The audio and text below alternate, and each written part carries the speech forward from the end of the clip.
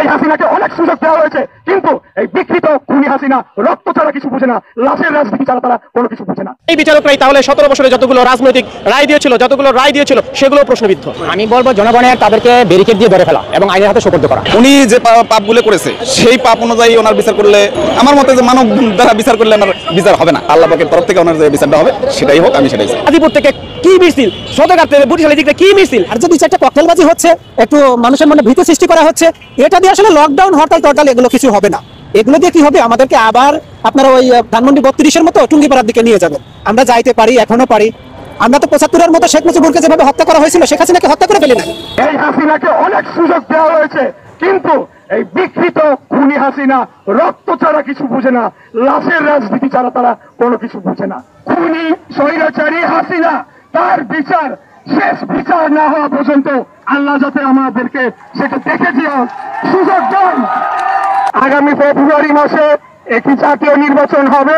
সেই জাতীয় নির্বাচনে বাংলাদেশের মানুষের উপরে সমস্ত কিছু আপনারা দয়া করে ছেড়ে দেন, তারাই নির্ধারণ করুক। আপনারা আপনাদের সংস্কার প্রস্তাব, আপনাদের কর্মসূচি নিয়ে দাঁড়ে দাঁড়ে যান।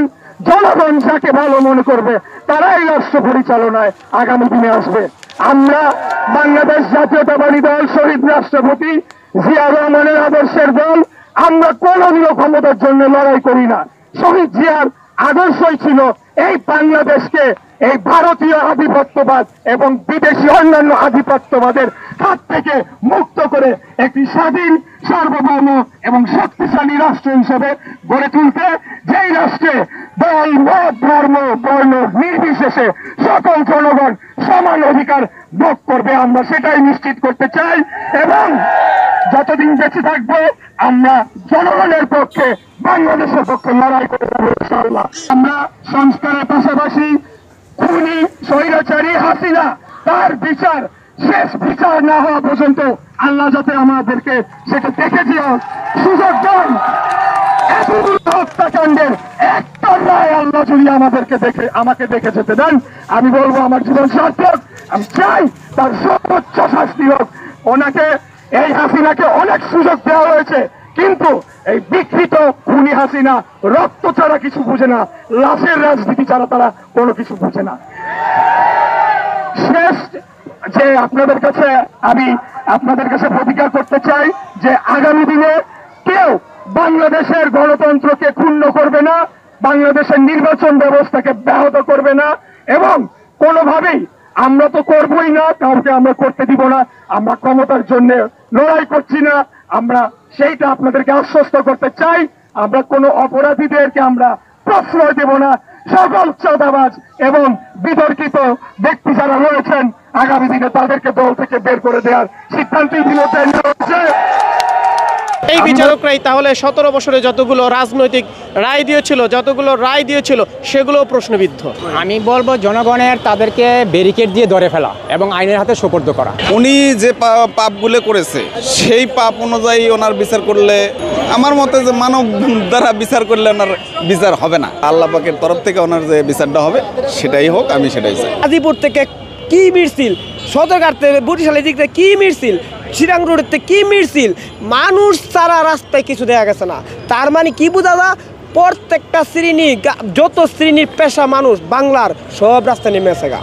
না হলে এই হাসিনা যদি একটা ছাত্র থাকতো, আপনার অনেক ছাত্ররা আমরা স্বাধীন করছি, আরে শুধু ছাত্ররা একটা ফুল দিলে ছাত্র হয়ে গেল।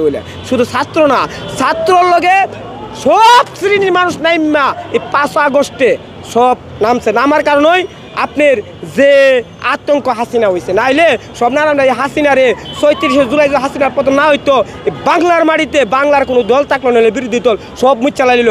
কারণ কি 1 আগস্ট, 2 আগস্ট, 3 আগস্ট আপনার 5-4টা দিনে সারে বাংলা রেজিস্ট্রি করে লাইছিল। কারা কারা বিএনপি নামছে, কারা কারা জামায়াত নামছে, সব রেজিস্ট্রি হয়ে গেছিল গা। শুধু 5 আগস্ট আপনার যেটা বলে 36 জুলাই যদি হাসিনা পতন না হইতো, বাংলা কোনো দল থাকলো নইলে। আর যতগুলো আপনার পিলকানা, জুলাই, শাপলা সবগুলাম আপনার এই হত্যাকাণ্ড গেলাম পিসিসি করছে। আপনার হয়েছে আপনার পিলখানাটা। আমি বলবো প্রত্যেকটা মানুষ সজাগ থাকতে হবে। যারা দেশপ্রেমিক, দেশকে যদি এক মুহূর্ত ভালোবাসা থাকে, তাহলে প্রত্যেকটা মানুষ দেশের জন্য সজাগ থাকতে হবে যে আমাদের দেশটাকে কেউ যেমন বিশৃঙ্খলা সৃষ্টি না করতে পারে। আমরা এই বাংলার জনগণ, বাংলার মানুষ বাংলার জন্য মরতে পারি। আমাদের দেশকে কেউ যেমন কোনো বিশৃঙ্খলা সৃষ্টি না করতে পারে, তার জন্য আমরা সবাই মিলে মানে একভাবে হারিয়ে থাকবো, যাতে আমার দেশকে যাতে কোনো বিশৃঙ্খলা সৃষ্টি না করতে পারে, এক কথাই। আর আমাদের জনগণ আইন শৃঙ্খলা বাহিনীকে, পুলিশকে, সেনাবাহিনীকে সহায়তা করতে হবে, যাতে যারে সন্দেহ হইব তারে তাবাদা ধরে আইন হাতে ধরতে হবে। কিন্তু আইন নিজেরা থেকে তুলে নেবেন না, আইন নিজেরা থেকে তুলে নেবেন না। আইনকে শ্রদ্ধা করবেন, আইনকে শ্রদ্ধা করে যাকে সন্দেহ হবে তাকে নিয়ে আইন হাতে তুলে। আরেকটা কথা, আপনার কোনো বিনা অপরাধে কোনো সাধারণ মানুষ যেমন কোনো হেস্তনেস্ত না হয়। আগামীকাল শেখ হাসিনার একটা বিচারের রায় হওয়ার কথা বা বিচার চলমান আছে। তো কালকে তারা যে ডিক্লারেশন দিয়েছে, লকডাউনের কথা ঘোষণা করেছে, আমি বাংলাদেশের শান্তিপ্রিয় সকল স্বতঃস্ফূর্ত নাগরিককে বলবো আপনারা সজাগ থাকবেন। প্রশাসনকে বলবো, সেনাবাহিনী ম্যাজিস্ট্রেসি পাওয়ার নিয়ে ক্ষমতায় আছে তাদেরকে বলবো সবাই সোচ্চার থাকেন, সবাই অতন্ত্রভাবে সজাগ থাকেন, যাতে কোনো রকম উশৃঙ্খল বিশৃঙ্খল অগ্নিসন্ত্রাস তারা করতে না পারে। আমরা জুলাই বিপ্লব করেছি এই বাংলার জমিন থেকে অন্যায় অত্যাচার অবিচার জুলুম নির্যাতন গুম খুন নির্মূলের জন্য। আমরা জুলাই বিপ্লব করেছি দুর্নীতি দমনের জন্য। আমরা জুলাই বিপ্লব করেছি পিলখানা গণহত্যা বিচার করার জন্য। তাই আমি সমস্ত দেশের জনগণকে বলবো তারা যাতে আর বাংলাদেশে ফিরে আসতে না পারে, এই অন্যায় অত্যাচার জুলুম নির্যাতন অগ্নিসন্ত্রাস আর যাতে তারা করতে না পারে। দেশবাসী সকলকে সচেতন থাকতে হবে, সবাইকে সচেতন থাকার, সবাইকে সজাগ থাকার, ঐক্যবদ্ধ থাকার আহ্বান জানাচ্ছি। লাস্ট প্রশ্নটা হল বলে মনে করি, আমি বলবো জনগণের তাদেরকে ব্যারিকেড দিয়ে ধরে ফেলা এবং আইনের হাতে সোপর্দ করা। এবং যদি কালকের এই অনাকাঙ্ক্ষিত ঘটনাটা ঘটেই যায়, এটার জন্য আমি বর্তমান সেনাবাহিনীকে সেনাপ্রধানকে দায়ী করব। উনি দায়ী এটার জন্য, কারণ ম্যাজিস্ট্রেসি পাওয়ার নিয়ে সেনাবাহিনী এখন মাঠে বিগত 1 বছর যাবৎ। সেনাবাহিনী ম্যাজিস্ট্রেসি পাওয়ার নিয়ে ক্ষমতায় থাকার পরেও কি করে দেশের মধ্যে অরাজকতা, উচ্ছৃঙ্খল বিশৃঙ্খল অগ্নিসন্ত্রাস হয়, এটা আমি সেনাবাহিনীর নিকট প্রশ্ন রাখলাম, সেনাপ্রধানের নিকট আমি প্রশ্ন রাখলাম। আপনি কি করেন? আপনাকে কেন রাষ্ট্র বেতন দিচ্ছে? কেন আপনি রাষ্ট্রের তেল পোড়াচ্ছেন? অথচ রাষ্ট্রের জাতীয় নিরাপত্তা আপনি রক্ষা করতে পারতেছেন না। আপনি ব্যারাকে ফিরে যান, আপনি শাড়ি পরে বসে থাকেন। তারা হুমকার দিয়ে, তারা ডিক্লারেশন দিয়ে 10 দিন ধরে, তারা 1 সপ্তাহ ধরে প্রিন্ট মিডিয়া, ইলেকট্রনিক্স মিডিয়া, এই সামাজিক মাধ্যমে তারা ঘোষণা দিয়ে, ডিক্লার দিয়ে তারা মাঠে নামতেছে। আপনারা শাড়ি পরে ঘরে ক্যান্টনমেন্টে বসে থাকেন। আপনাদের দরকার নেই ম্যাজিস্ট্রেসি পাওয়ার নিয়ে মাঠে থাকার। আমরা জনগণই তাদেরকে প্রতিরোধ করব। আপনি পদত্যাগ করুন ইমিডিয়েটলি। কালকের ঘটনার জন্য আপনি দায়ী, আপনার ইন্ধনই কালকে তারা লকডাউন ডাকার সাহস পেয়েছে। কারণ 5ই আগস্ট স্বৈরাচার মুক্ত হয়েছে গণভবন, কিন্তু বঙ্গভবন এখনও ফেসিবাদ মুক্ত হয় না। দর্শক, এতক্ষণ পর্যন্ত যারা আপনারা আমাদের সাথে ছিলেন এবং আমাদের এই ভিডিওটি ধৈর্য সহকারে দেখেছিলেন, সকলকে জানাই আন্তরিক মোবারকবাদ। এরকম নিত্য নতুন ভিডিও পেতে চ্যানেলটিকে সাবস্ক্রাইব করে পাশে রাখা বেল বাটনটি অন করে দিবেন। আপনি কোন ধরনের ভিডিও পেতে চান কমেন্টস বক্সে জানাবেন। যদি কোনো মন্তব্য থেকে থাকে সেটিও জানাবেন কমেন্টস বক্সে। আজকের মতো এখানে বিদায় নিচ্ছি, দেখা হবে অন্য কোনো ভিডিওতে। ততক্ষণ পর্যন্ত সকলেই ভালো থাকুন, সকলের সুস্বাস্থ্য কামনা করছি। আসসালাম।